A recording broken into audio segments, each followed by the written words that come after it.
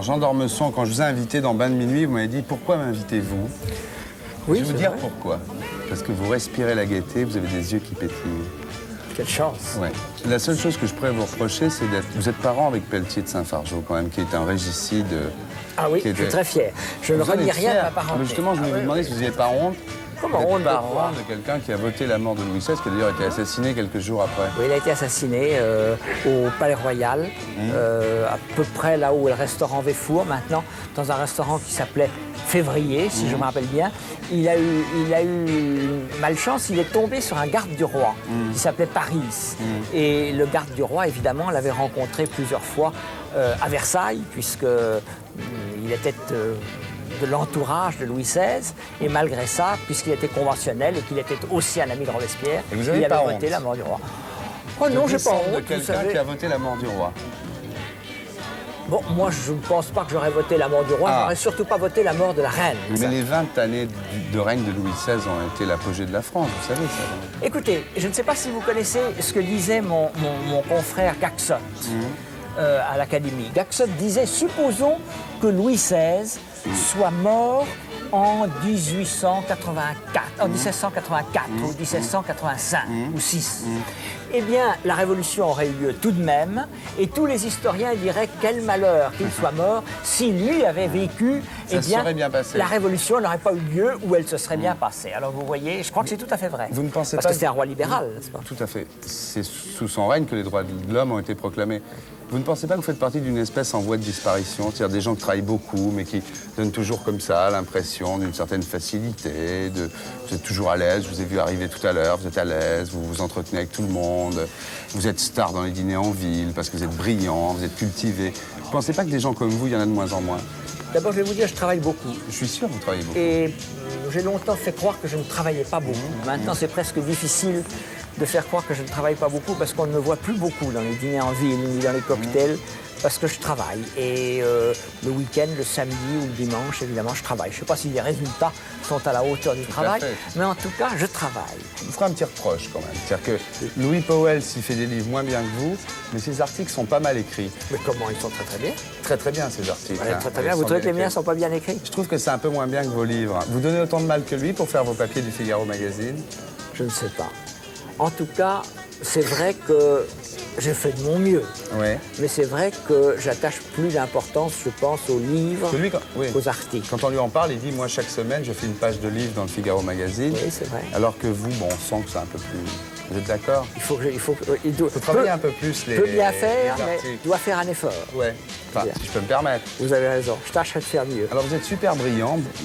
Nul n'en dit ce qu'on vient. Mais on se demande finalement si au-delà de votre brillance, vous avez des convictions vraiment profondes. Par exemple, vous êtes catholique. Je suis catholique. Le pape a condamné l'apartheid, vous le savez. Qu'est-ce que condamné. vous faites contre la situation en Afrique du Sud? Je suis tout à fait contre l'apartheid. Mais qu'est-ce que vous faites contre l'apartheid? Alors, je vais vous dire, d'abord, je voyais bien que ça commençait un peu trop bien. Je me dis, ça va, là, maintenant, Non, ça va c'est devenir pas plus méchant, difficile. c'est pas méchant. Non, c'est pas difficile. Vous avez tout à fait raison. Alors, je dois vous dire que quand j'ai été nommé directeur du Figaro et élu directeur du Figaro, Raymond Aron a fait un petit discours en 3 points. Où il a dit d'abord, pardonnez-moi, il a dit d'abord, il est très intelligent, votez pour lui. Ouais. Deuxièmement, il est d'une ignorance encyclopédique, parce qu'Aron, lui, savait tout, votez pour lui. Et troisièmement, et c'est ce que vous dites, il a des convictions très fermes, mais extrêmement vagues. C'est très commode, votez pour lui. Et j'ai été élu. Alors, c'est vrai que je ne suis pas un militant. Je ne suis pas un militant, je suis un militant pour certaines causes que je crois. Je pense que c'était plus, par exemple, pour la majorité actuelle que contre l'apartheid. Vous êtes d'accord? Je parle de vos papiers. Vous ne pouvez pas me dire que vous faites des papiers pour faire attendez, plaisir aux d'abord, lecteurs. j'ai des liens avec l'UNESCO, qui est un endroit, les Nations Unies, qui ont condamné le plus fermement l'apartheid. Donc, je ne suis pas suspect de défendre l'apartheid. Ensuite, je crois qu'il y a un peu d'hypocrisie dans les affaires d'apartheid. Si on veut rompre avec les régimes dont on ne partage pas les opinions, et je ne partage pas l'opinion régnant en Afrique du Sud, mais je ne partage pas non plus celle qui règne en Russie. Oui, tout à fait. Et si on rompt avec l'Afrique du Sud, ce que je peux comprendre très bien, je me demande ce qu'on attend pour rompre avec l'Iran et pour rompre, qui nous a fait plus de mal que l'Afrique du Sud. Mais vous pouvez pas de temps en Et temps dire à pour vos rompre lecteurs avec, dans le Figaro. je me suis prononcé très vivement contre Pinochet. Je ne suis pas pour Pinochet, je ne suis pas pour l'Afrique du Sud, je ne suis pas pour le régime soviétique, et bien que je vive avec eux. Et je trouve que ce qui s'est passé ces jours-ci, c'est-à-dire le refus des Polonais du référendum Jaruzelski, est quelque chose de stupéfiant, car Jaruzelski leur a dit « Est-ce que vous approuvez les réformes démocratiques? Est-ce que vous approuvez que je vous donne un peu plus de liberté ?» Et les Polonais ont répondu « Non !» C'est un peu pareil sur le racisme. Le pape a condamné le racisme. Qu'est-ce que vous faites contre le Je suis racisme? tout à fait contre le racisme. Vous faites quoi? Je fais quoi? Parce que Chateaubriand, lui, il avait la duchesse de Berry, ils donnaient du mal. Alors il attendez, allait à Prague. je vais vous dire ce que je fais. Dans le Figaro magazine, Oui. où vous approuvez beaucoup, mon ami Pauwels, ce que Tout à j'approuve fait. aussi beaucoup, eh bien je suis un des rares à m'être élevé avec autant de force contre Le Pen. Eh bien, si vous trouvez que c'est pas quelque chose Si, c'est bien, ouais. de s'élever contre Le Pen dans le Figaro magazine, eh bien fait perdre des lecteurs. maintenant tout le monde le fait, mais j'ai même reçu pas mal de lettres de lecteurs trouvant que j'étais dans le Figaro magazine, bien à gauche. Vous tomberiez amoureux d'une petite beurre, d'une beurrette? Moi, Oui. si elle me plaisait, Oui. sans aucun doute, Ça vous pose je vois aucun problème. Bon, il faut pas l'ombre le problème.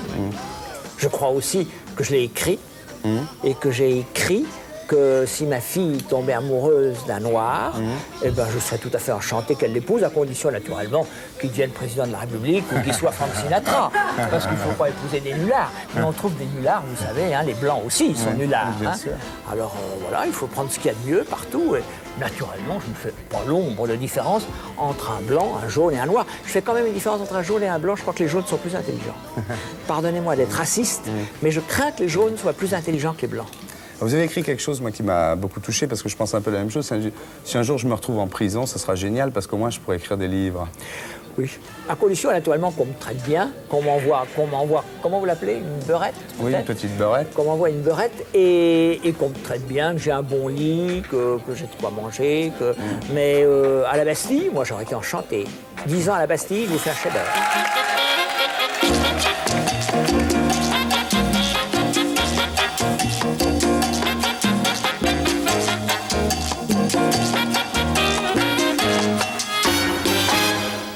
Vous savez, Thierry, on me dit toujours Chantal, maquille et tais-toi. Mais moi, j'ai un scoop sur Monsieur d'Ormesson. Oui, il est fan de Baffy. Ah bon? Il adore tout ce que fait Baffy.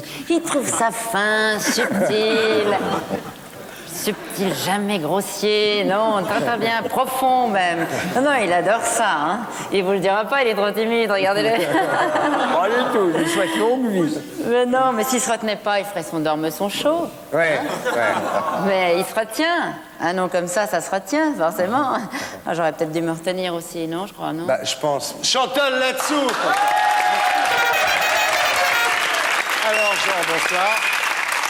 Alors, vous aussi, quand même, vous avez été un intello très médiatique, non? Parce que, finalement, il y a une chose que je ne savais pas du tout, j'ai appris que vous avez participé aux grosses têtes. C'est vrai, ça? Oui, absolument. Je ne le crois pas. Absolument. Comme Baffy. Absolument. C'était avant, C'est très amusant, d'ailleurs. avant l'Académie française? Après aussi. Oh non. Ah oui, absolument. Vous avez fait beaucoup de télé, quand même, non?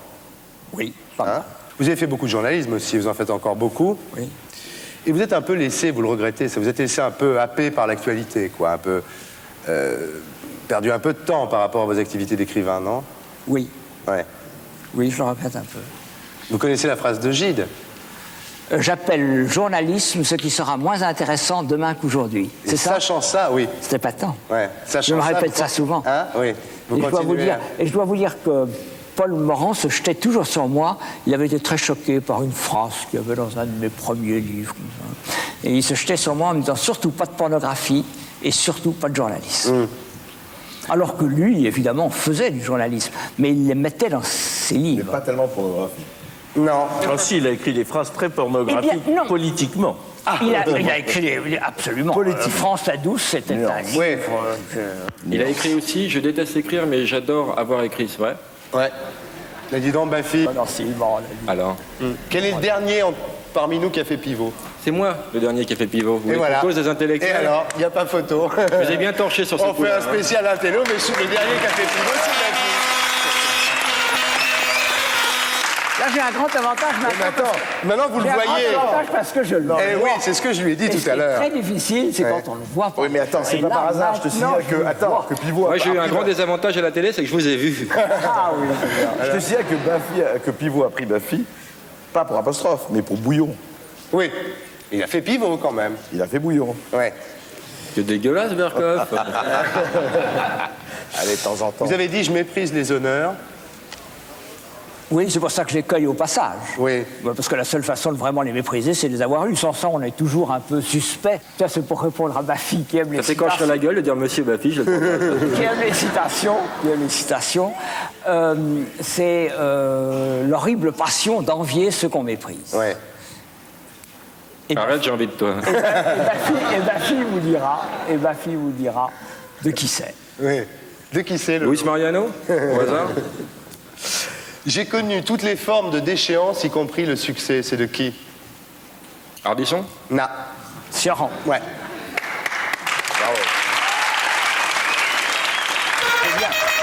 Il y a deux drames dans l'existence, réussir sa vie et la rater. C'est de qui? J'hésite entre Sioran et moi. Na. Oscar Wilde. Oscar Wilde. Ah, Absolument. on l'a eu quand même. T'en vas la cruche à l'eau. En fait, pourquoi vous avez passé autant de temps comme ça à essayer d'acquérir le pouvoir? Oh, je n'ai jamais essayé d'acquérir le pouvoir. Jamais. Ce que je peux me reprocher, ce qu'on peut me reprocher, c'est d'avoir essayé d'acquérir une certaine notoriété. Et si vous voulez me faire dire ce que je regrette, c'est ça. J'ai sûrement eu envie, et je trouve ça aujourd'hui tout à fait méprisable, d'être connu. J'ai sûrement aimé ça. Ça, j'ai aimé ça. Je n'ai jamais aimé le pouvoir. J'ai jamais voulu avoir le pouvoir. J'ai toujours trouvé le pouvoir tout à fait médiocre. Vous avez quand même dirigé le Figaro pendant un moment, c'est pas le pouvoir, ça. Écoutez, franchement, d'abord c'est le pouvoir.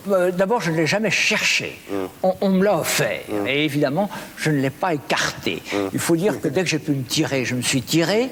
Et c'était très tentant, c'était très amusant. Il ne faut pas cracher dessus. Non, c'est un beau torchon. Ah oui, c'est bien. Hein, oui, c'est bien. Vous avez perdu beaucoup de temps dans les mondanités aussi, non?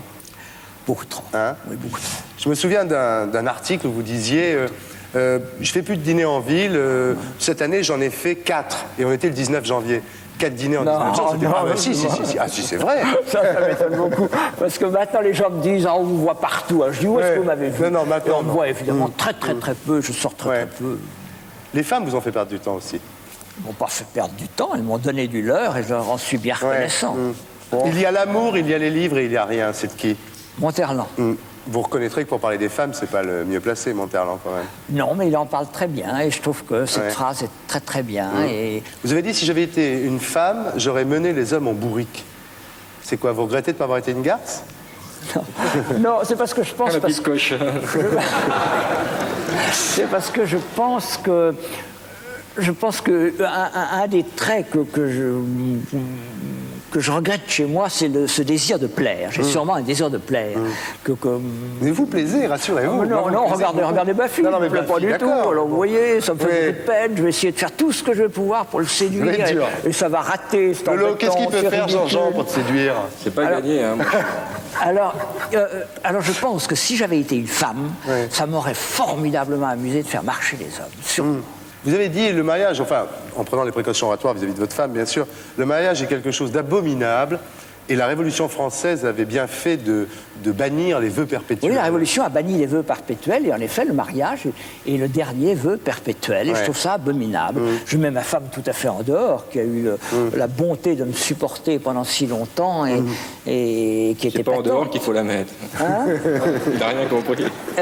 Mais le mariage, je trouve ça une épreuve redoutable. Vous savez, c'est tout à fait clair, parce que le mariage, il y a 100 ans, On se mariait déjà un peu vieux avec des jeunes femmes très jeunes. Et puis qu'est-ce qu'on faisait? On mourait. Ouais. Mais l'idée de passer 50 ans. Oui, c'est ça. avec C'est que une maintenant, on vit femme- trop vieux pour se Et marier, oui. Maintenant, on se marie à 18 ans et on vit jusqu'à 90 ans. Ouais. C'est un cauchemar. Les pauvres, vous êtes en train vraiment Attendez de leur un faire peu, perdre attendez leurs un peu. illusions, enfin franchement. Ressortent chez La Thèse donc 3 romans que vous avez publiés qui ressortent dans le même volume. Ça fait combien de pages? 1163 ou 67, Oui, je non? crois, quelque chose comme 1200 pages. Alors, il y a Le Vent du Soir, Oui. Tous les hommes en s'en foutent, Oui. Le bonheur à 100 miniatos. Le vent du soir, déjà, on dirait qu'il lâche une caisse, rien que le titre.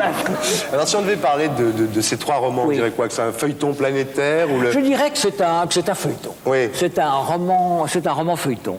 C'est un roman feuilleton qui, au lieu de se passer ça à Paris, se passe dans le monde entier. Vous savez ce qui s'est passé depuis 100 ans, c'est qu'on se déplace.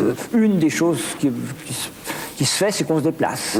Et une des choses qui m'a amusé dans ce livre, c'était de faire un roman qui se passe en Chine, au Brésil, Ouais, en partout, Amérique, ouais. en Pologne, enfin partout. Ah oui, c'est des...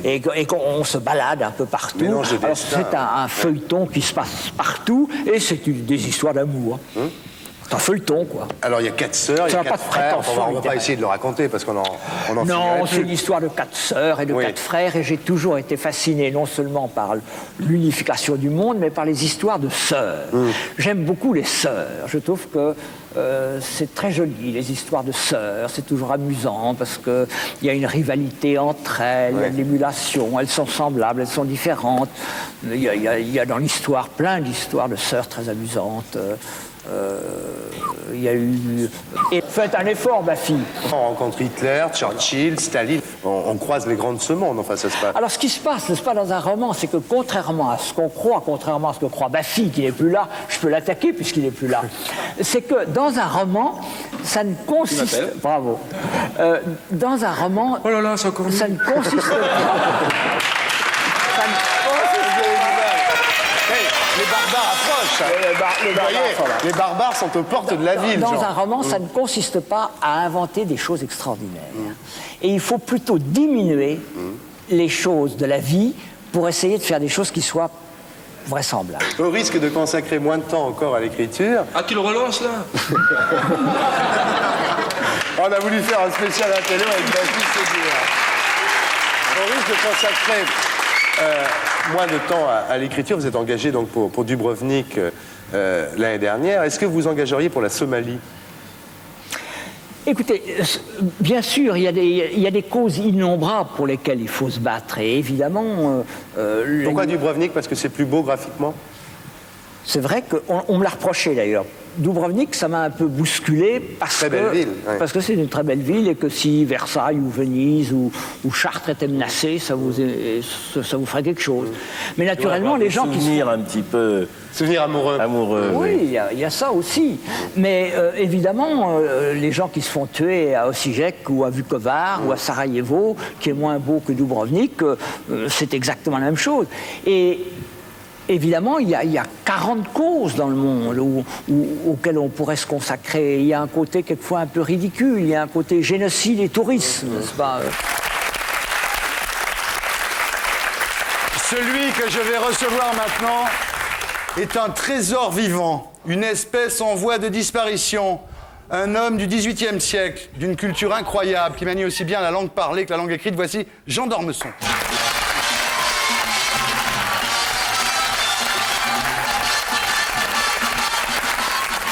Bonsoir.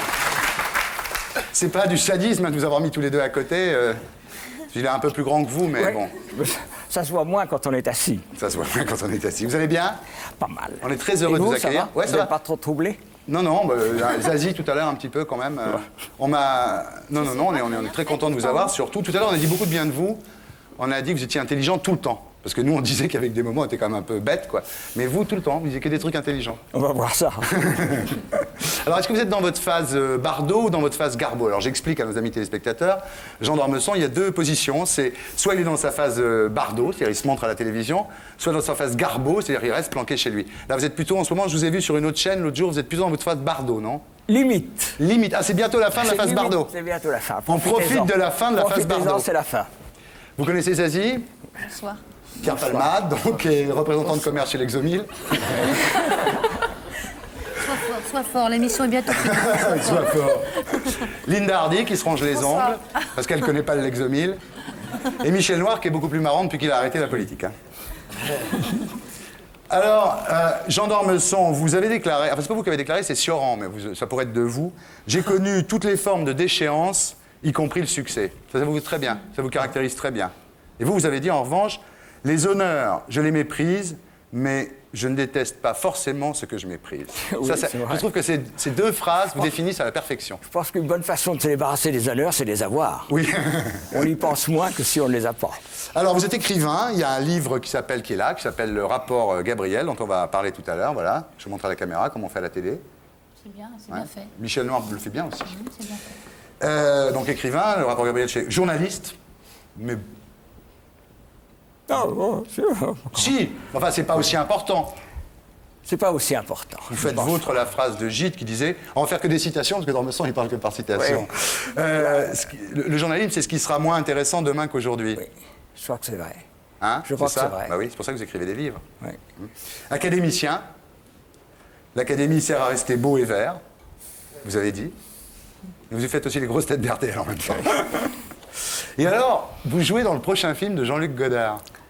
Eh bien oui, en principe, oui, mais il me semble que le tournage est sans cesse reporté. Ah bon? Ça devait déjà avoir lieu la semaine dernière, ça a été encore reporté. Alors peut-être qu'on ne me verra pas, finalement. Non, il faut qu'on vous voit. Jean-Luc Godard, enfin franchement, Jean d'Ormesson, il faut le filmer, il faut en profiter. Très bien. Non, mais il vous a écrit, ça s'appelle L'éloge de l'amour, le film. Hein. Oui. Il vous a écrit, vous n'avez pas reconnu sa signature. Comment? J'ai reçu une lettre et j'ai mal lu sa signature, j'ai cru que c'était une dame qui m'écrivait et je lui ai répondu « Madame ». Madame, on verra ça dans un an, si vous voulez bien. Et alors, il m'a téléphoné en me disant que c'est la première fois qu'on l'appelait Madame. Ouais. Et alors, donc, après, quand il vous a rappelé, donc, et vous avez déclaré, on ne refuse pas un film de... On ne refuse pas un film de Godard. Godard, bien sûr. Hein. Alors, on va parler un petit peu du rapport Gabriel. En 86, donc bien avant d'écrire le rapport Gabriel, vous aviez déclaré je crois qu'il y a un Dieu, mais je n'en suis pas sûr, car il ne s'est jamais donné la peine d'engager la conversation avec moi. Oui. Mais c'est à changer, maintenant c'est fait, puisque dans ce livre, Dieu, qui est en colère, convoque l'ange Gabriel, que vous appelez Gabi 007, c'est drôle, et qui lui donne une mission. C'est celle d'aller demander aux hommes de s'expliquer sur les désordres de l'histoire. Donc l'ange Gabriel va sur Terre, et poche 123, il rencontre Jean d'Ormesson, qui est en train de faire trempette dans la Méditerranée. Et il vous demande de raconter votre vie pour écrire un rapport pour Dieu, c'est ça? Voilà, Dieu est mécontent. Dieu est mécontent des hommes. Vous savez, il l'a été déjà d'autres fois.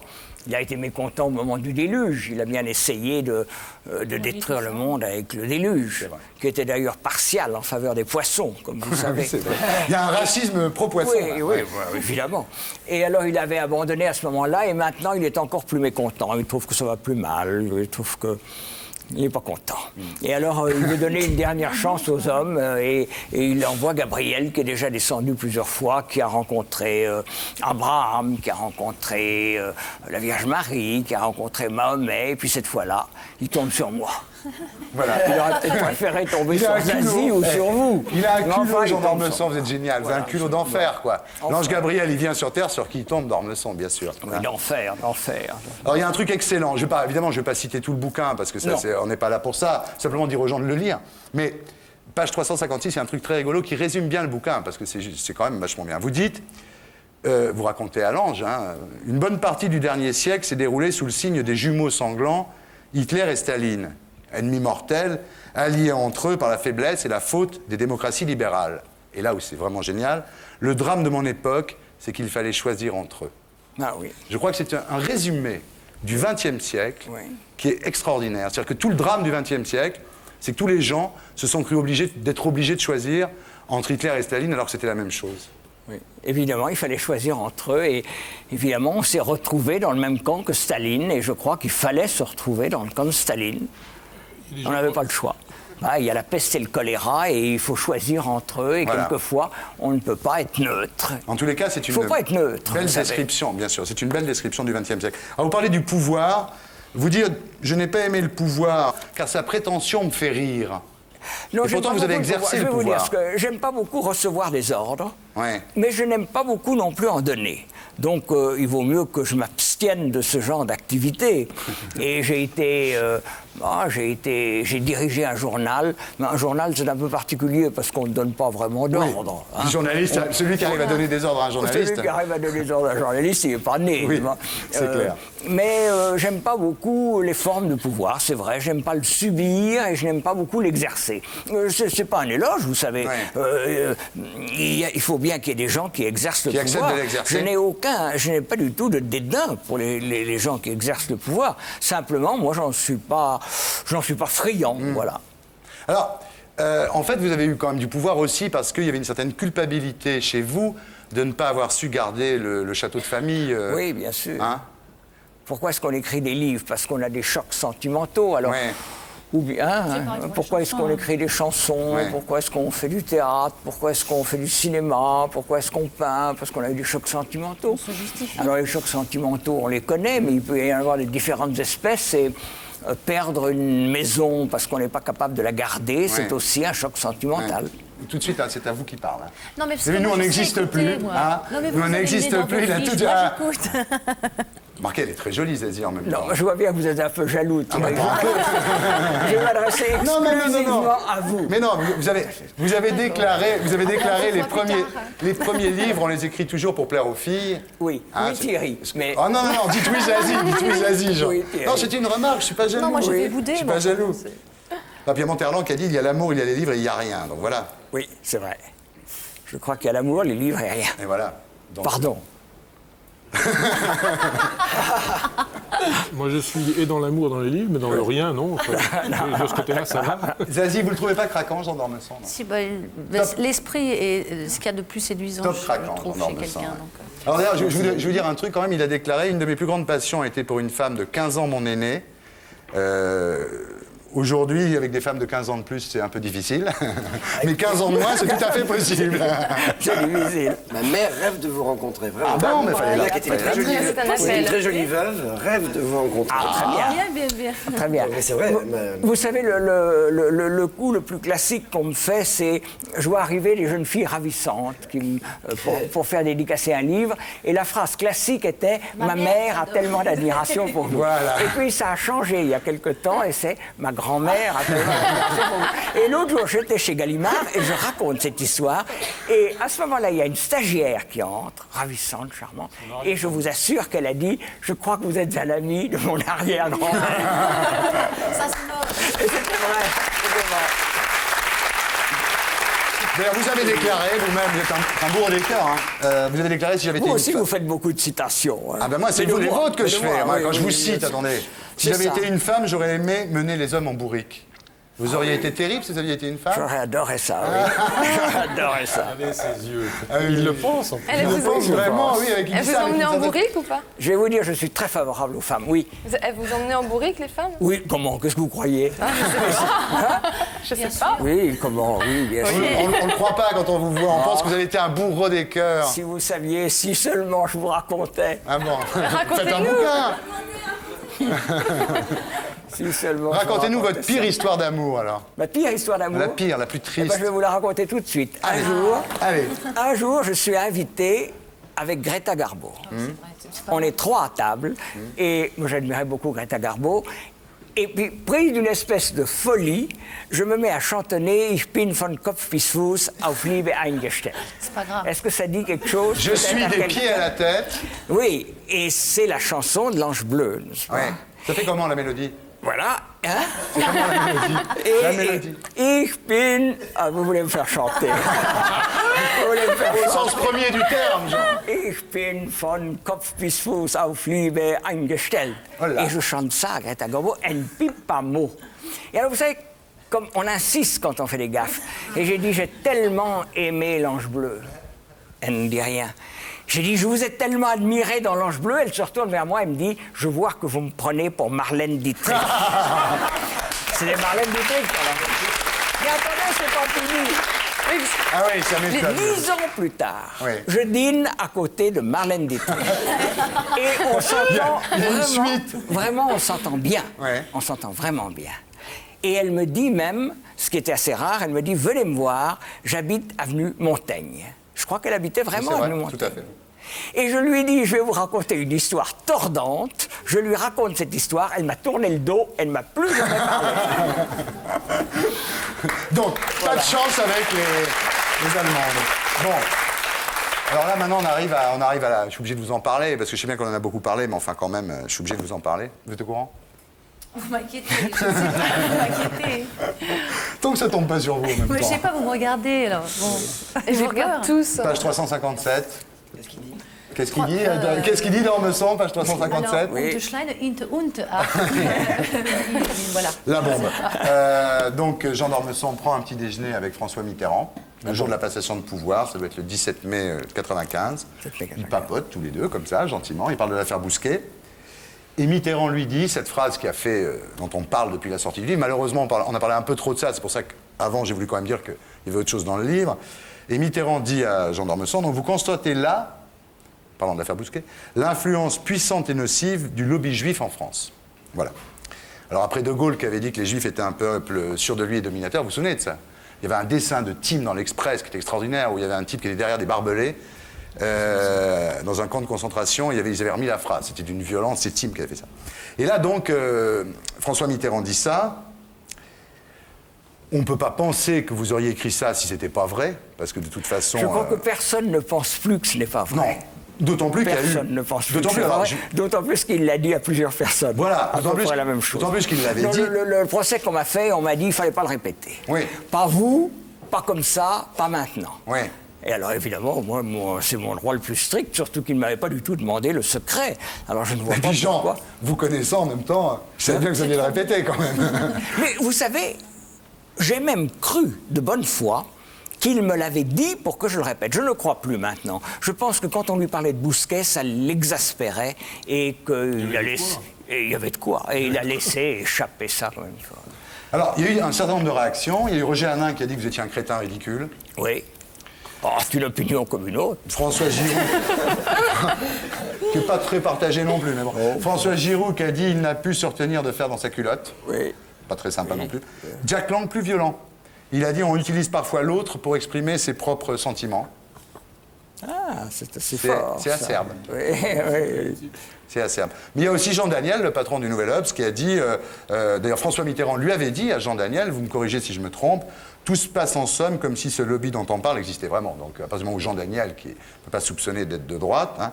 Jacques Attali, fourbe aussi, qui a dit, plusieurs interlocuteurs m'ont rapporté ce type de propos, cela explique mes distances avec Mitterrand. Alors qu'en fait, il a pris ses distances pour partir à la Berde. Vous savez, j'ai été d'une discrétion exquise. Oui, enfin, façon de parler, sauf page 357. Parce que avant d'employer cette formule, et je n'en parle pas dans le livre, Mitterrand avait passé en revue avec moi, comme spectateur muet, le personnel politique. Oui. Et alors, il avait été surtout sauvage, avec les gens de son bord. Et moi, vous me connaissez, très courtois, très bien élevé, je lui disais, vous savez, ceux de mon côté, ils sont pas forts non plus. Oui, il me disait, ils sont des crétins, mais les miens. Et il recommençait à dire des choses terribles. Alors, si j'étais allé à la télévision ou à la radio, et si j'avais dit, voilà ce qu'il m'a dit de un tel, je ne le dirai jamais. Mais vous savez, Paris aurait sauté. Alors, vous voyez, j'ai été très, très modéré. Très modéré. Jean-Christophe Mitterrand, lui, effectivement, il a approuvé son père, hein, Jean-Christophe Mitterrand, vous êtes au courant de ça? Rappelez-la moi. Non, il a dit, quand Le Monde a titré Mitterrand et l'antisémitisme, il a dit, le Monde fait partie de ces caisses de résonance de certains mondes, pourquoi pas d'un certain lobby juif. Donc le fils de Mitterrand lui dit, voilà. Oui, je me rappelle, oui. Enfin, vous, ce que vous dites, c'est que personne n'a mis en doute vos propos, de toute façon. Personne ne le met plus en doute.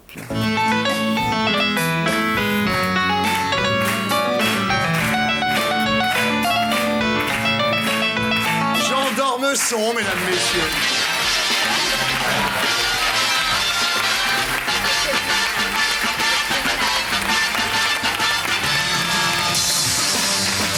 Jean d'Ormesson. Enfin, je dis Jean d'Ormesson. Je dis Jean d'Ormesson, c'est une connerie. Le comte Jean-Bruno Vladimir François de Paul Lefebvre d'Ormesson. Bravo. Génial, Jean d'Ormesson. Vous roulez toujours dans votre vieux coupé Mercedes? Oui. Lanvin fait toujours pour vous spécialement son eau de Lanvin. Oui. Voilà, c'est tout Jean Absolument. d'Ormesson. Eh oui. Je suis snob. Je suis snob. Jean d'Ormesson, j'adore Jean d'Ormesson. Voilà, je le dis franchement et tout de suite. Vous incarnez pour moi une espèce de Français en voie de disparition, malheureusement. Je crains d'être moi-même bientôt en voie de disparition. Non, parlez pas de malheur. Non. J'ai connu toutes les formes de déchéance, y compris le succès. C'est pas une belle phrase, ça? Les honneurs, je les méprise, mais je ne déteste pas forcément ce que je méprise. Voilà, ça c'est du Jean d'Ormesson. C'est un peu comme la phrase. Hein? Il y a une phrase, je sais pas de qui elle est, tout avoir pour pouvoir tout mépriser. C'est qui? C'est Barès ou Peggy ou un truc comme ça, non? Barès. Barès, oui. Alors vous publiez, c'est comme on fait, hein? Vous publiez chez Robert Laffont un livre qui s'appelle « Voyez comment danse, mesdames, messieurs ». Ah oui, ah ben c'est bien. Mon âge. C'est la version. Ah oui, c'est la version chic, ça. Ah oui. La version noble. Bien, alors entrer dans la danse, ça vient d'une chanson. Entrer dans la danse, voyez comment on danse, chanter, danser, embrasser qui vous voudrez. Hein? Il y a cette espèce de gaieté déjà tout de suite dès le titre, espèce de fraîcheur. Alors vous refusez à une époque où tout le monde est dans l'accablement Welbeckien, hein, une époque où le bonheur est mal vu, vous refusez tout ça. Les jérémiades, vous refusez. Écoutez, je pense que si j'occupe une place peut-être à part, comme ça, c'est pas dû à mon talent, mais peut-être parce que j'essaye de donner un peu de bonheur aux gens qui me lisent. Voilà. Alors, on sait bien que la vie n'est pas gaie tous les jours. Je crois que, puisque vous avez la bonté de citer des phrases de moi, je crois que j'ai dit quelque part que la vie était une fête en larmes. Et ce livre-là aussi, c'est une fête en larmes. Quand on lit le bouquin, on sent que vous amusez beaucoup à dépeindre des personnages, à raconter des destins, imaginer des intrigues. On sent un vrai plaisir d'écriture. Et au centre du dispositif, votre obsession pour le temps, finalement. C'est un peu le personnage qui revient dans tous vos livres. D'abord, est-ce que c'est un plaisir d'écrire? Je dirais que c'est très difficile. Je dirais que c'est à la fois un bonheur et une souffrance. Mais vous dites qu'il y a des pages que j'ai recommencées 18 fois. Ah oui, absolument. Ah oui, vous êtes très bien renseigné. Oui, c'est vrai. Je crois que ce qui est le plus difficile, c'est de donner l'impression de facilité. Et alors, sur l'autre point, vous avez absolument raison. Je pense que le personnage principal du livre, c'est le temps. Oui, c'est le temps qui passe et qui m'a toujours un peu obsédé. Comme ça, je ne suis pas le seul. Vous savez, j'avais un prédécesseur qui s'appelait Proust, que ça occupait beaucoup aussi. Est-ce que c'est le temps qui passe ou nous qui passons? Peut-être que le temps est immobile et c'est nous qui passons. Oui. Non pas le temps, madame, mais nous en allons. D'ailleurs, vous avez changé de coiffure. Alors, que vous en pensez, Jean? Parlons de choses sérieuses, là. Comment Hein, ça vous plaît aussi? Très bien. C'est un vrai succès, ce truc-là. On sent moins la clim à la télé, quoi. T'as raison. Ça fait moins Jean-Pierre Foucault avec les cheveux qui volent. Alors, vous mêlez très bien la grande et la petite histoire, et vous essayez de créer un roman total, ce qui est une ambition tout à fait louable et très moderne en même temps. Vous savez, il y a un film que quelques-uns d'entre vous ont vu qui s'appelle La Comtesse aux pieds nus. Alors, au début, il y a Ava Gardner qui est dans sa tombe aussi, et puis il y a Humphrey Bogart qui est là, et il revoit tout ce qui s'est passé. Alors, le livre, en un mot, se passe en 3 heures dans un cimetière, et à propos de tous les gens qui passent, en même temps, on part en Chine, en Amérique du Sud, en Inde, et le siècle entier y passe. Donc ça commence par un enterrement, on enterre Romain, qu'on pourrait résumer en disant qu'il vivait avec talent. C'est un ami du narrateur, qui est le grand ordonnateur de ses funérailles, et une amitié finalement comme celle qui lie 2 personnes qui ont aimé la même femme, puisque tous les deux, le narrateur et celui qu'on enterre, ont aimé Marina. Il y a des belles séances à Patmos. Je vais vous dire, ce livre est aussi c'est aussi une histoire d'amour. Et alors, j'avais écrit jadis un livre qui s'appelait Le vent du soir, où il y avait 4 sœurs. Et là, il y a une mère et une fille. Et alors, autour de cette mère et de cette fille, il y a des hommes qui tournent, comme ça se passe, ordinaire. Alors, la mère, c'est Meg Eftignon, qu'on appelle la reine Margot, donc, qui est une collectionneuse de maris, d'amants. Et parmi ses amants, elle a eu Lucky Luciano, le chef de la mafia new-yorkaise. Et c'est lui qui a organisé en partie le débarquement américain en Sicile du fond de sa prison. Et c'est des aventures formidables. Et alors, Luciano a tué, naturellement, comme ça se passe, il a tué son prédécesseur. Mais son prédécesseur était italien aussi. Et pour le tuer, on disait, ceux qui voulaient le tuer, Luciano se disait, c'est pas possible de prendre des gangsters italiens, parce qu'il connaît tous les gangsters italiens. Mais on a pensé aux gangsters juifs qu'il ne connaissait pas. Mais alors, il y a eu une autre difficulté, c'est que le meurtre avait été fixé au samedi, parce que le samedi, les gens étaient en week-end et la garde était moins sérieuse. Mais les gangsters juifs ont dit, le jour du sabbat, ça, rien à faire, on ne tue pas le jour du Shabbat. Alors on a dû changer la date et on l'a fait un mercredi. Voilà. Ça s'est bien passé d'ailleurs. La fille, c'est Marina, donc, qui a été aimée effectivement à la fois par le narrateur et par Romain, celui qu'on enterre. Il y a Béchir, donc un musulman qui fait la guerre dans la Wehrmacht. Et dont Hitler emprunte l'arme pour se suicider. Alors là, tout est vrai aussi. Hitler s'est vraiment suicidé avec un Walther 7,65, je crois. Alors, vous dire que Béchir le lui a passé, bon, là, peut-être qu'il y a un tout petit coup de pouce. Alors, tout le XXe siècle y passe, à travers des souvenirs croisés, des différents personnages. Vous m'avez dit, dans Tout le monde en parle, finalement, le XXe siècle a eu à choisir, vous vous souvenez de ça, entre deux tragédies, entre deux monstres, le nazisme et le stalinisme. Est-ce qu'aujourd'hui, finalement, on s'en était débarrassé, est-ce qu'aujourd'hui, à l'aube du XXIe siècle, on ne voit pas arriver encore un totalitarisme? C'est non pas, encore une fois, le fait d'être musulman, mais le fait d'être fondamentaliste et le fait d'être... Bien sûr, je pense que, vous savez, le 11 septembre, il y a quelque chose qui s'est terminé et quelque chose qui a commencé. Et nous ne savons pas exactement quoi, mais c'est vrai qu'il y a tout un pan de l'histoire qui est tombé en arrière. Je crois que ce qui s'est passé, on sait ce qui est terminé, on sait ce qui est terminé, mais c'est comme la déclaration de guerre de 14, c'est comme Pearl Harbor, c'est comme la chute du mur de Berlin. Il y a un monde nouveau qui commence. Alors je voulais dire tout de suite un mot là-dessus, c'est que je suis ardemment contre le terrorisme intégriste et je ne mélange pas l'islam et le terrorisme. Je suis heureux de vous l'entendre dire, c'est ce qu'on a dit en commençant. Déjà, je suis heureux de vous l'entendre dire parce qu'on l'a dit en commençant cette émission tout à l'heure avec Bafi et Jamel. Et la pire chose qu'on pourrait faire, c'est de jeter l'islam dans les bras du fondamentalisme. Il faut faire le contraire. Il faut isoler les terroristes, et les terroristes peuvent venir de partout. Vous savez que... il y a eu un terroriste qui s'appelait Abache. Georges Abache, le FPLP. Chrétien. Abache était chrétien.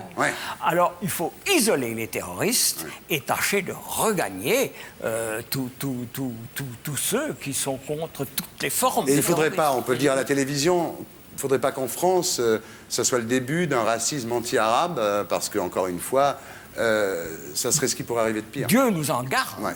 Je te jure, ce qui me fait le plus mal au cœur et qui m'a le plus, moi, touché, ce qui me fait le plus peur pour l'avenir, c'est l'amalgame qu'on risque de faire dans les rues. Je sais que l'enfer commence pour nous. Vraiment, j'ai ce sentiment-là. J'ai peur pour ma petite sœur, quoi. C'est pour ça que Jean d'Ormesson dit ça. Vous savez, c'est le défi de la démocratie.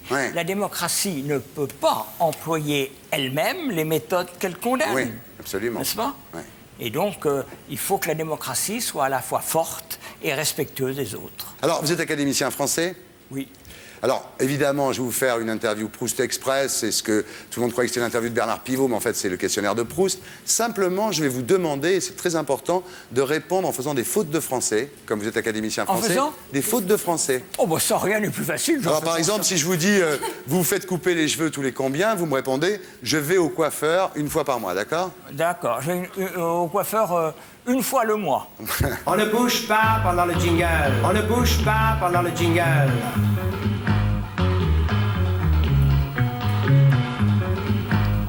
Bien, vous êtes prêts? Toujours prêt. Bien, alors, quel est pour vous le comble de la... Bien sûr. Quel est pour vous le comble de la misère? Le comble de la misère. Oui. Alors, c'est les fautes, c'est les fautes. C'est les fautes. C'est les fautes pour lui qui est dur. Je cause si bien. Je cause si bien. Vous voulez souffler si vous voulez. Aidez-moi. Aidez-moi, mais je suis sûr que vous parlez très très bien. Alors, le comble de la misère, Oui. c'est... Ça serait que... Allez-y. Ça, c'est... Ça serait que... Et puis là, vous avez Voilà, c'est ça, un d'accord. boulevard. Voilà, d'accord, il va vous aider, Jamel. Voilà, c'est sympa. merci beaucoup. C'est sympa, merci. Jamel. Je vois bien qu'il fait un effort considérable. Alors, le comble de la misère, Le comble de la misère, c'est de... ça serait que... Ça serait oui... Allez-y, ça serait que... Baiser sa mère. Non, mais, oui, mais vous n'avez pas commencé par là. Ça serait que baiser sa mère. Là, oui, là, ouais. Jean d'Ormesson, votre idéal de bonheur terrestre? Je vais reprendre, ça serait... Démarrer un roman. Démarrer un roman. La faute pour laquelle vous avez le plus d'indulgence? Les gens qui causent pas bien. Votre qualité préférée chez l'homme?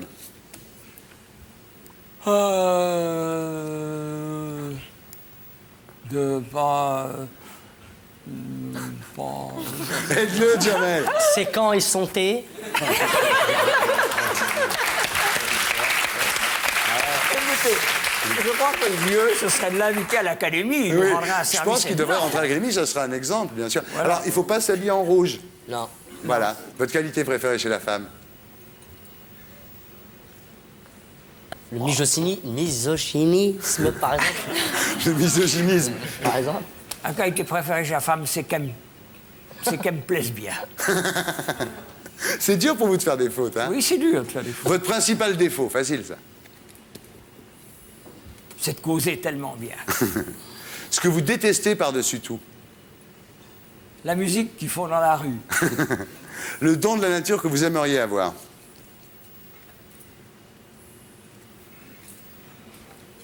Le don de la nature que j'aimerais avoir. La rapidité, par exemple.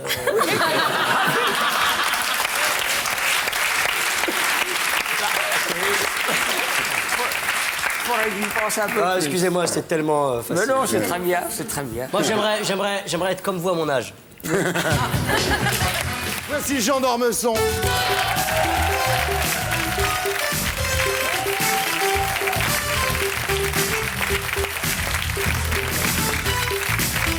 Jean d'Ormesson. Et voilà, et voilà, et voilà, et voilà.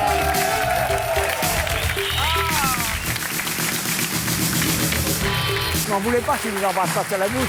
Non.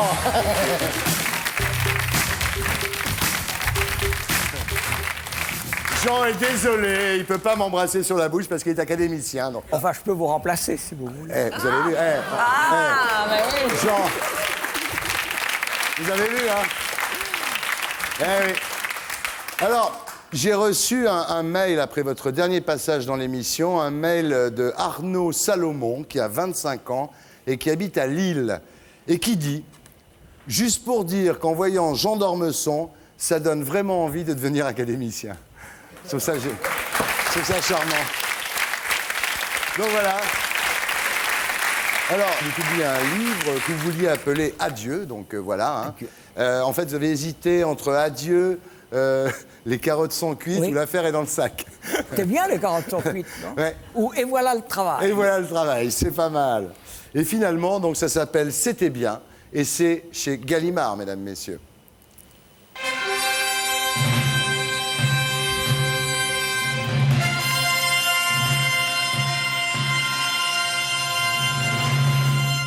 Voilà, c'était bien. Alors, c'est pas un roman, c'est pas des mémoires, c'est pas un essai, c'est quoi? C'est un truc. Ah, c'est un truc. C'est un machin. Ah, vous auriez dû le marquer, ça, à la place. Oui, truc. c'est vrai, Ouais. c'est un truc. C'est un machin, truc. On ne sait pas ce que c'est. Non, c'est pas des mémoires. Non, bah non. C'est pas un essai, parce Non. qu'on me dit de quoi parlez-vous. J'avais très peur que vous me disiez de quoi parlez-vous. Sinon, c'est très compliqué. C'est une espèce d'état des lieux. Ouais. Voilà, oui, on peut L'état dire des ça. lieux. On peut dire ça, ouais. Comment ça va? Voilà. Comment ça va? Alors, pendant que j'explique comment ça va, j'explique aussi au lecteur comment lui va. Voilà. À peu près, voilà.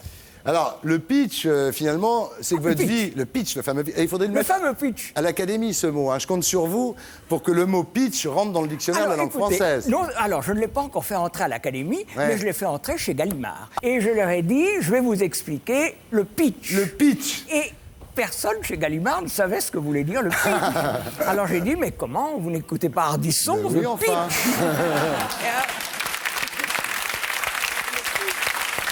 Et alors, à l'attention de ceux qui font les études, je leur ai même dit, par exemple, quel est le pitch de Phèdre?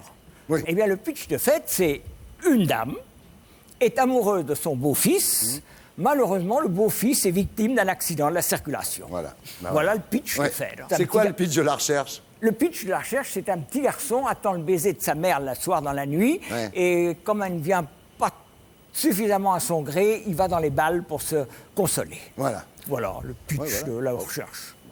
Alors, le pitch de votre bouquin, disons, c'est ma vie, bilan, globalement très positif. Est-ce que je peux apporter une toute petite, un bémol? Ce qui est positif, ce n'est pas ma vie, c'est la vie. Oui. C'est la vie. Ma vie, elle aurait pu être mieux. Je serais Hemingway, je serais Gide, je serais Aragon, je serais extrêmement satisfait. N'étant pas Aragon, n'étant pas Chateaubriand, n'étant pas Gide, je suis un peu mélancolique. Mais ce qui est bien, c'est la vie. C'est la vie. C'est la vie. En tous les cas, regardez, ça donne l'occasion d'être avec vous, là, avec vous. C'est bien. Elle est venue de non, Suède c'est spécialement. bien. Oui. Je pourrais dire c'est bien. C'était bien. C'était bien.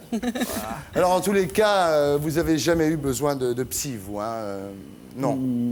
Non. Vous avez survécu à la psychanalyse, au nouveau roman, vous avez survécu à Jean-Paul Sartre. C'est pas mal quand même, non? Pas mal. Ah bah oui. Il y en a qui ont laissé des plumes. Oui. Alors, il y a une autre façon de pitcher votre livre, Jean, c'est il y a deux grandes interrogations dans la vie. L'une au début, c'est que faire, et l'autre, c'est à la fin, qu'ai-je fait? C'est une façon de le raconter aussi. Alors, écoutez, je vois qu'ici, il y a beaucoup de gens qui ont 20 ans. Et si je vous dois quelque chose, Thierry, et je vous dois beaucoup, c'est que probablement vous m'avez fourni des lecteurs plus jeunes que ceux que j'avais. Quand j'écrivais Au plaisir de Dieu, j'avais sûrement des lecteurs que j'aime beaucoup, mais qui étaient sûrement beaucoup plus âgés. Et peut-être que les gens qui me lisent maintenant sont un peu plus jeunes, grâce en partie à vous. Eh bien... C'est vraiment... c'est ma soirée. C'est vrai. C'est vrai que je suis très content. Non, mais c'est vrai. C'est vrai, non, ce qu'il faut dire, sans faire de fausse modestie, c'est vrai que cette émission est beaucoup regardée par les jeunes et qu'elle vend des livres, c'est vrai. Oui. Et alors, quand j'avais 20 ans, vous savez, eh bien, je trouvais ça très dur. Vraiment, je trouvais ça très dur. Et pourtant, j'avais des avantages énormes. À 20 ans, j'étais fonctionnaire. J'étais entré à l'école normale, j'étais payé, ma carrière était engagée. Bon. En plus, quand j'avais 20 ans, je crois que le taux de chômage était de 0,4%. C'est-à-dire que ce qu'on voulait faire, on le trouvait. Vous vouliez un métier, vous le trouviez. Eh bien, malgré ça, j'ai trouvé ça très dur d'avoir 20 ans. Il y avait une phrase célèbre de Nizan, que vous connaissez, je ne permettrai à personne de dire que 20 ans est le plus bel âge de la vie. Eh bien, c'était vrai de mon temps. Alors, je vous jure que je ne cherche pas à faire de la démagogie, mais je trouve que les gens qui ont 20 ans aujourd'hui ont vraiment beaucoup de courage, parce qu'ils sont très gais, ils me semblent très confiants, et moi je trouve ça épatant. Voilà. Alors, votre précédent livre, Jean, s'appelait « Voyez comme on danse ». Et ça commençait déjà autour du cercueil d'un ami. Hein.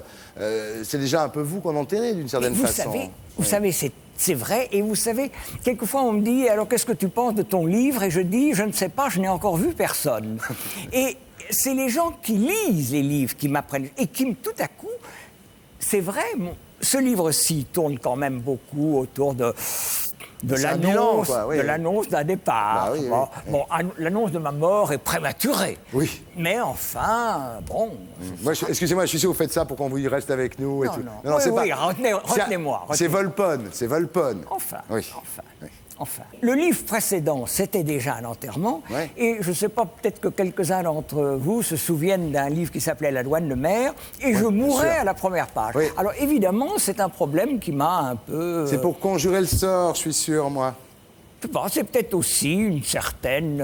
vous savez, j'apparais beaucoup comme une espèce de champion un peu bonnet du bonheur.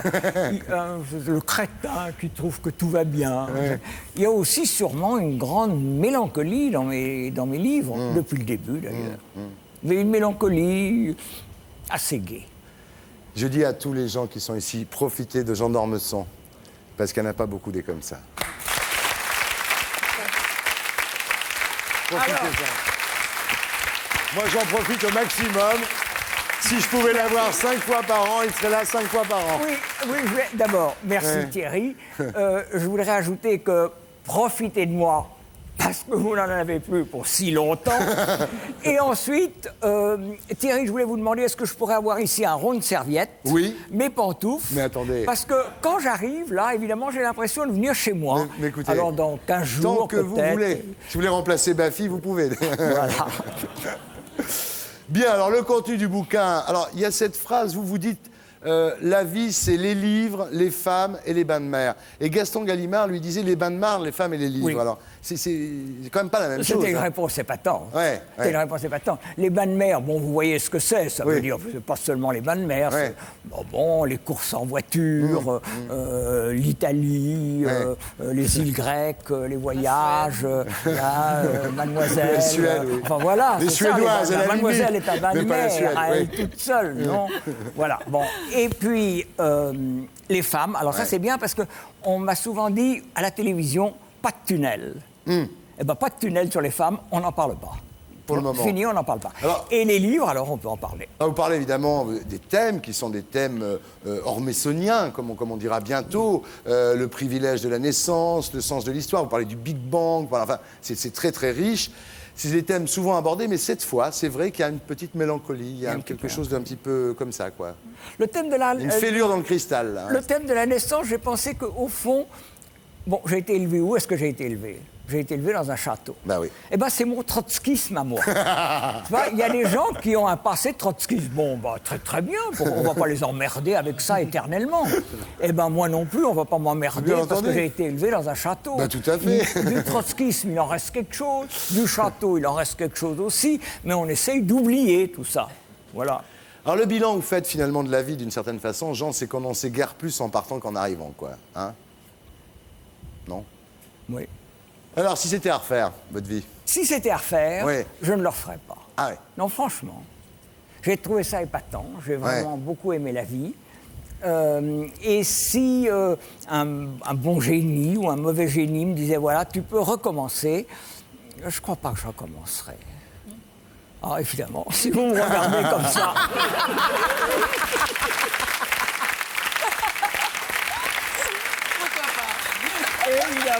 Évidemment. Attendez, je vais réfléchir encore. Je suis très content, merci.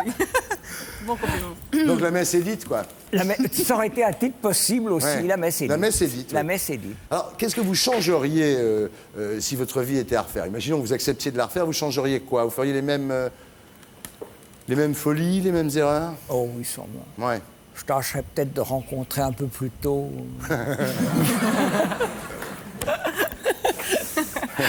De toute façon, vous allez survivre à votre mort parce que vous allez rester dans la postérité, non? La postérité? Oui. Vous y croyez pas, la Alors, postérité? vous savez, j'y crois plus beaucoup. Ah bon? Je pense que la postérité, c'est une idée de l'avenir. Oui. Eh bien, je crois que cette idée de l'avenir appartient au passé. Vous savez pourquoi? Non. Un peu à cause de vous, un peu à cause de la télévision. La télévision est une formidable machine à éclairer. Ouais. Mais la télévision est aussi une machine à oublier. Quand on ne passe plus à la télévision, les autres passent et tout ça fait que on est balayé. Et c'est très difficile, je crois, de se dire qu'on restera dans la postérité avec toute cette masse d'informations, d'images, d'événements qui roulent sur le monde. C'était facile au temps de Flaubert ou de Chateaubriand. On fera des émissions hommages sur Arte. Moi, je vous ferai des émissions hommages, je vous promets. Vous aurez peut-être du mal, on dira qui c'est ce gars-là. Non. Enfin là, vous êtes très fort, c'est que vous arrivez à faire ce bouquin-là, sans parler de vous, en fait. Oui, alors vous savez, Vous êtes très malin.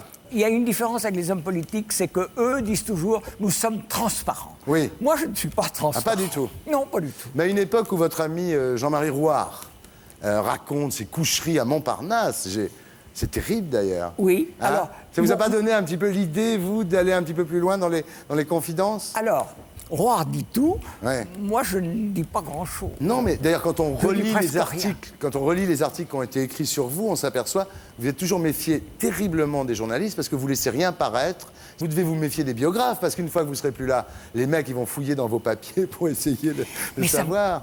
Eh bien, Ouais. cette idée me fait horreur. Ah ouais. L'idée qu'il puisse y avoir une biographie de moi et qu'on cherche dans ma vie, ça m'épouvante. Vous Ah savez. ouais. J'aimerais mieux qu'on ne s'occupe pas trop de moi après.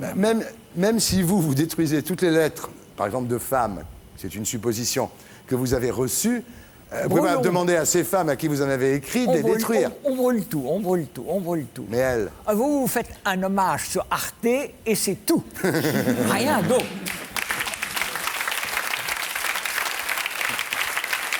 D'accord. Alors, je sais pas, il y a des choses qu'on ne sait pas, mais par exemple, c'est que je suis très curieux, Jean. Est-ce que, par exemple, c'est rien, est-ce que vous avez déjà fait l'amour en costume d'académicien, par exemple? Non, Non. jamais. Est-ce que Franchement, même j'aurais pu par exemple le faire sans habit d'académicien, mais un bicorne sur la Voilà. tête. Non. Non. Est-ce que vous avez déjà pratiqué des jeux érotiques avec l'épée? Jean, Non, non, mais là, vous savez, vous me donnez des idées. Vous me donnez des idées. Non, je vais- L'épée peut être d'un bon secours. Enfin, vous nous expliquez sans arrêt que vous êtes au bout du chemin, Jean. Nous, on ne veut pas le croire, bien entendu. On pense que ce livre n'est destiné qu'à vous faire aimer encore plus, si c'est possible. Et puis qu'il y aura après, il y en aura encore plein d'autres. C'était bien, c'était vraiment bien, c'était vraiment super bien. Mais quand même, pour conjurer le sort, on va passer à votre oraison funèbre. Épatant. Voici Dieudonné.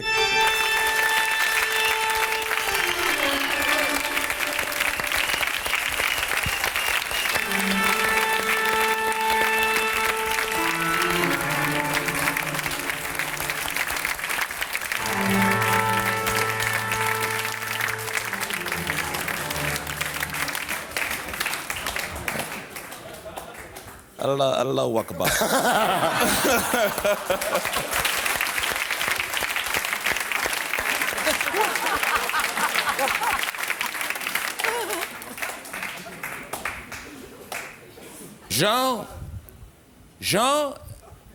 Jeannot nous a quittés. Jeannot le réac, hein, Jeannot la trombine comme on l'appelait, étouffé dans son sommeil par un glaire bactéreux. C'est une sommité, mais c'est aussi un père, un grand-père et même un arrière-grand-père hein, que nous pleurons ce soir. Francis?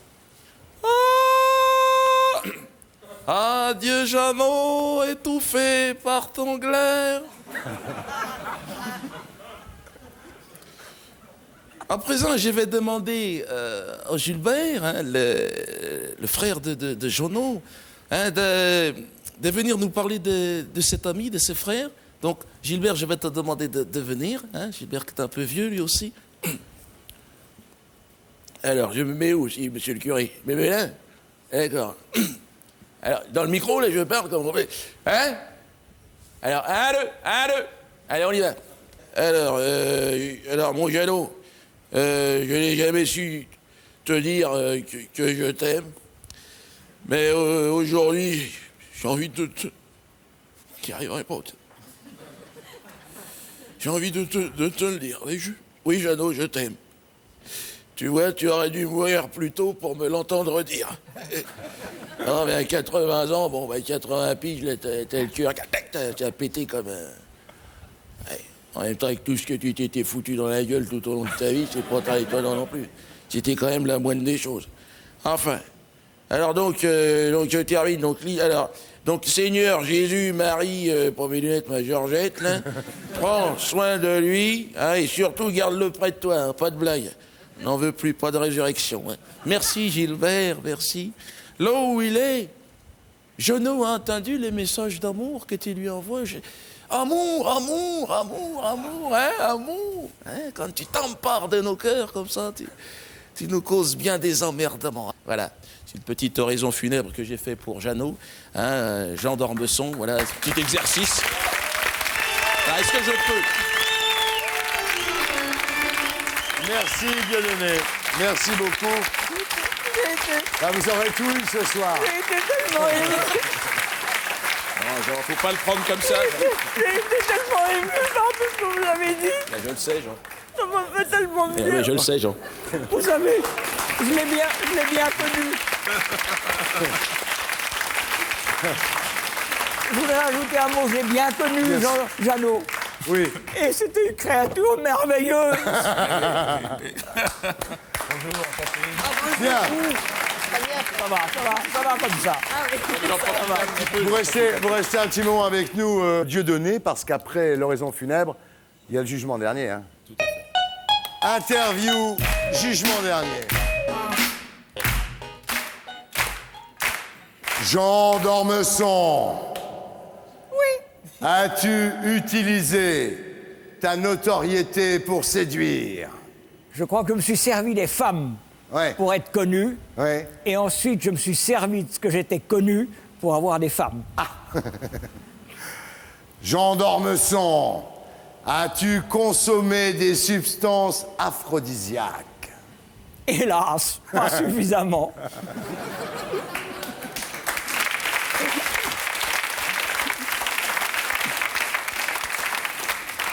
Jean d'Ormesson, as-tu péché en accomplissant l'acte d'amour sans volonté de procréer? Oh. Est-ce qu'il faut dire la vérité? Bah, au jugement dernier, oui. D'accord, on a compris. Jean d'Ormesson, as-tu péché à la mouche? À la bouche? Jean d'Ormesson, as-tu eu envie d'une jeune cousine? C'est carrément dégueulasse. Ah oui? Secret défense. Ah. Jean d'Ormesson, as-tu plu durant ton existence à la communauté homosexuelle? Grâce à Dieu, oui. Comment? Je me rappelle que... Vas-y, raconte, on est entre nous. C'est entre nous.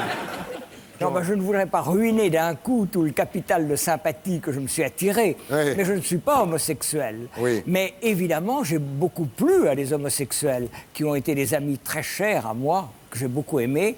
Et quelquefois, j'ai été obligé de courir un peu dans la salle de bain ou autour de la cuisine. Ça s'est arrêté là. Jean d'Ormesson, as-tu regardé TF1 le samedi soir? Il m'est même arrivé de regarder Thalassa. Il m'est arrivé de tout regarder. Jean d'Ormesson, as-tu déjà eu envie de te suicider?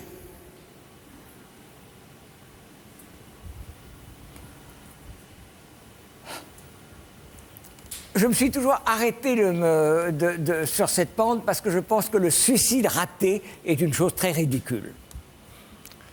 Jean d'Ormesson, as-tu déjà cru que Dieu n'existait pas? Pire, quelquefois je me suis allé jusqu'à croire qu'il existait. Jean d'Ormesson, as-tu commis le péché de mensonge en répondant à ces questions? Oui, bien sûr, je ne cesse de mentir. J'en appelle à l'assistance. L'enfer ou le paradis? Parfait.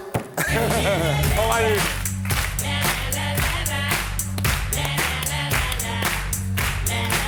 Bon là, ça y est, vous avez tout eu maintenant. C'est plus la peine de mourir, vous avez tout eu. L'oraison finale, le jugement dernier. Si on vous avait demandé, vous auriez choisi l'enfer ou le paradis? Vous connaissez la réponse célèbre. Pour le climat, ouais. Je préfère le paradis, mais pour la compagnie, j'aime mieux l'enfer. Bravo.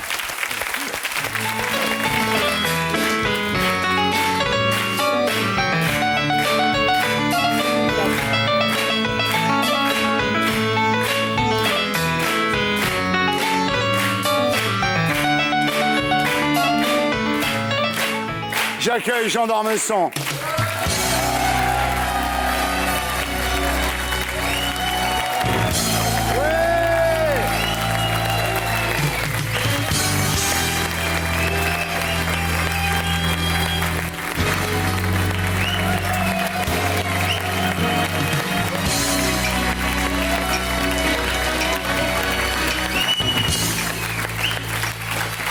Jean d'Ormesson, mesdames, messieurs, bonsoir. Un bisou. Un bisou. Un bisou.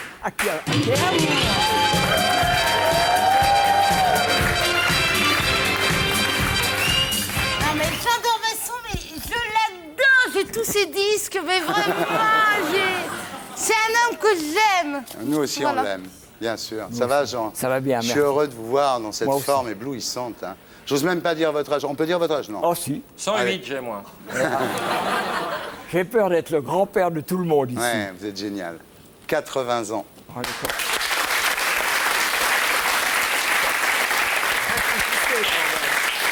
C'est tout réfléchi, c'est tout réfléchi. Alors, mais qu'est-ce que je fais, Catherine, enfin? Vous dites du bien de moi. Catherine Barma me demande que vous changiez de place, voilà, que vous Mais preniez oui, la je place dois vous- d'Isabelle je dois Mergo. vous dire qu'on m'a dit de m'asseoir entre Pierre et Isabelle. Ça Mais il va, n'y avait pas de ça place. va être dur de prendre ma place. Ah. Enfin, tentez. Tant pis, je vais embrasser Pierre. Bien. Jean, vous avez passé un bon été? Très bon. Est-ce qu'on supporte... déjà, vous avez passé un été. Oui. Oui, j'ai Est-ce que... Je souhaite savoir si je vais passer l'hiver.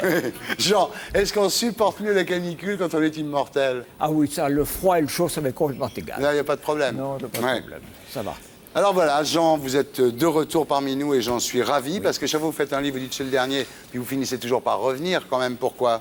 Oui, c'est honteux. Parce Non, que c'est pas honteux, Vous vous m'aviez dites, reçu très écrire, c'est gentiment pour un livre difficile. qui était un peu un testament, Bah un oui. bilan. Et puis je fais comme la Castafiore, je fais mes adieux et puis je reviens. Vous dites écrire, c'est difficile, ne pas écrire, c'est impossible. Voilà, exactement. Donc vous revenez toujours. Écrire est difficile, ne pas écrire est impossible. Belle formule. N'est-ce pas, Ouais. Laurent? Très belle formule. Et bravo. vous revenez, on est ravis. Alors cette fois, vous publiez chez Robert Laffont un livre qui s'appelle Une fête en larmes. Très beau livre. C'est ce qu'on appelle un oxymore, Laurent. Et voilà, c'est de comme la rhétorique. La force tranquille, tu vois. La fête en antinomies. larmes, voilà. Une nuit très claire, Voilà. un amour haineux. Une gaule molle. Un oxymore. Demi-molle, c'est... Il est Un parti. demi-oxymore, c'est un mort. Alors le pitch du bouquin, Ah, je vais le faire le pitch. C'est un écrivain qui reçoit une jeune journaliste qui vient l'interviewer. Elle a 20 ans, elle sait rien. C'est un peu bécassine, il faut dire les choses. Et lui, évidemment, il sait tout. Il sait tout, puisque c'est vous. Alors ce rendez-vous qui devait durer 1 heure ou 2 va durer pas moins de 9 heures. Pause déjeuner comprise.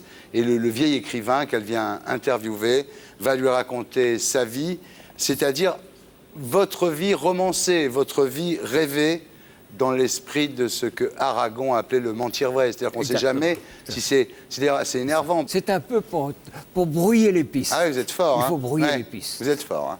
On ne sait pas. Hein. On ne sait pas. Moi-même, je ne sais plus très bien. Je raconte ma vie, mais je l'invente naturellement en même temps. Alors, il se trouve que l'écrivain en question, vous, a connu la grand-mère de la jeune fille. Alors là, c'est parti. Vous parlez de votre enfance, de votre famille, du château. Et il y a des choses extraordinaires quand vous... Pourtant, vous en avez parlé de ce château. Hein. Oui, j'en ai parlé beaucoup. Au plaisir de Dieu, ça a commencé avec ça. Mais bon. Alors, vous dites, nous étions réactionnaires. La vie était comme elle était dans les siècles passés. L'avenir nous intéressait peu. C'était une vie de lenteur, plus tournée finalement, effectivement, vers le passé que vers On l'avenir. essayait surtout que rien ne change. Ouais. Voilà. Et moi, ce que j'ai aimé, c'est que les choses changent. Ouais, c'est vrai. Alors, vous dites une chose, c'est qu'à l'époque, vous dites on était chrétiens, on était intimement persuadés que tous les hommes étaient frères, mais de là à croire qu'ils étaient égaux, c'était quand même autre chose, quoi. Hein? Oui, c'est ça. Il y avait un ordre des choses, quoi. Oui, c'est ça. Il y avait un ordre des choses et nous étions au sommet. Voilà. Voilà. Alors, vous racontez vos amours, une Léa et une Marie. Léa, je vais en Amérique, je suis professeur en Amérique, et je tombe sur une jeune juive qui sort du ghetto de Varsovie. Et alors Léa a vécu là-dedans, a échappé à la Shoah, et est arrivée en Amérique à la suite d'aventures extraordinaires, et je tombe amoureux d'elle. Et malheureusement, je rencontre une autre jeune femme. Marie.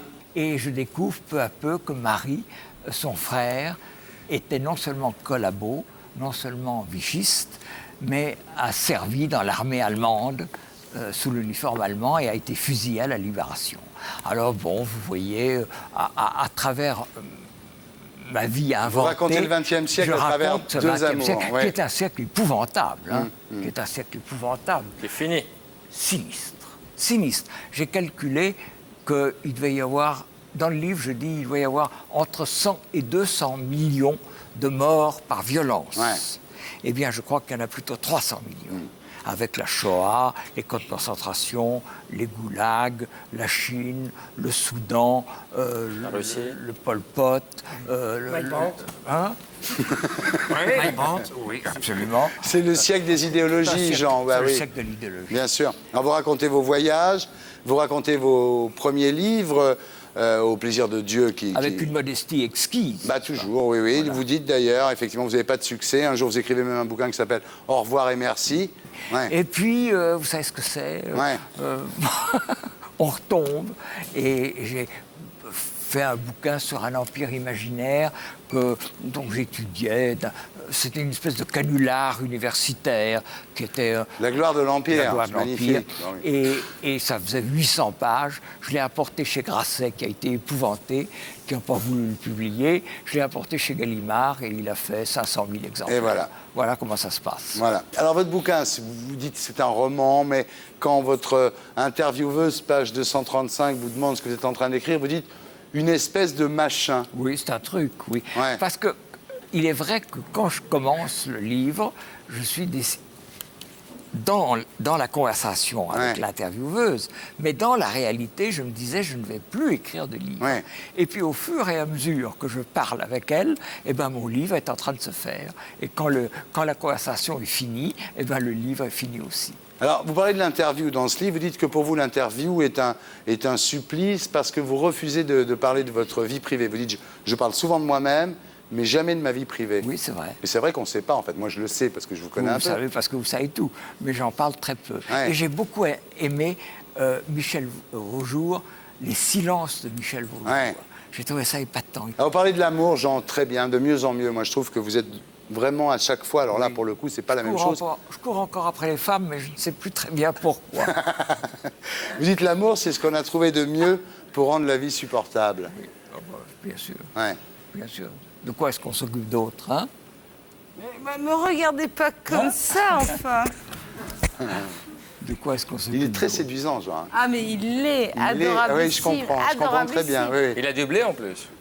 Mais ça, non, mais ça, je m'en fous. Ouais. Il a surtout des yeux bleus, quoi. Vous dites là, vous avez des phrases formidables. Vous dites au sujet de la vieillesse, vieillir, c'est le seul moyen de ne pas être mort. Oui, et c'est vrai. C'est vrai. Ah oui. C'est ce que j'ai fait. Alors, vous parlez de la mort, vous dites la vie n'est belle que parce que nous mourrons. Oui, c'est sûr. Ce serait insupportable de ne pas mourir. Oui, il a dit des conneries aussi, de temps en temps. Et pourtant, il est immortel. C'est pour ça que vous l'aimez, bien sûr. Mais bien sûr que c'est pour ça que je l'aime. Il n'y a qu'un truc dans votre bouquin, moi, qui m'a fait rire. Parce que vraiment, j'adore ce bouquin. Mais quand vous dites, tu sais, il fait une auto-interview. Donc, il dit à la jeune fille qui l'interviewe, qui vient d'un magazine comme ça, et il lui dit je vous ennuie avec toutes mes histoires et tout. Oh non, monsieur Dormesson, oh non, vous m'ennuyez pas, vous êtes tellement intéressant. Ça s'appelle Fishing for Compliment. Ouais, c'est un peu. Non, mais c'est lui qui fait les questions et les réponses. T'as fait ça? Ah, je suis déçu. Alors voilà, alors il y a deux types de réactions par rapport au bouquin, hein, vous avez vu. Il y a ceux qui disent il y en a marre, on n'en peut plus. Genre Bec BD dans Voici, qui dit « Oh, c'est la énième compile de Dormesson ». C'est vrai. C'est un peu comme Dave, c'est-à-dire que... Oui, c'est frappant. La Vanina, il ne le dit pas, mais la Vanina de Dormesson, c'est Chateaubriand, quoi. C'est-à-dire qu'il n'en peut plus. Il y a Télérama aussi, qui dit Jean Dormesson ressasse ses poncifs sur Venise, sur la chute du mur de Berlin. C'est une paresseuse dissertation de causeurs mondains. Donc ça, c'est... Ça, c'est fait. Ça, c'est fait. C'est fait, c'est réglé. Et puis, n'en parlons plus. N'en parlons plus, évidemment. Et puis, il y a Pif Gadget qui l'a fait un très bon papier. Non, il n'y a pas Pif Gadget. Il y a Hésine dans l'Obs, il y a Antoven dans Le Point, il y a Nourricier. Alors là, vous ne trouvez pas tant délicieux. Les gens ne se lassent pas de vous, finalement.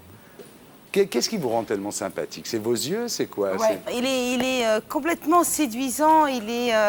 faut jamais que je sorte sans vous. Il est intelligent, il a l'œil qui frise, il est ravissant. Cet homme est ravissant totalement. petite Je bisou, l'adore. ouais, Isabelle. Je l'adore. Voilà. Tu veux te marier avec lui? Ah, moi, demain, il me demande en mariage. Eh ben, peux demain, Jean je réfléchis. Vous seriez témoin? Bien sûr. Est-ce que vous pouvez Bien demain? sûr. J'étais témoin de Jéhovah, je peux bien faire ça. En effet. Jean, vous êtes une star de l'Académie. Donc on va vous faire une interview Star Académie française.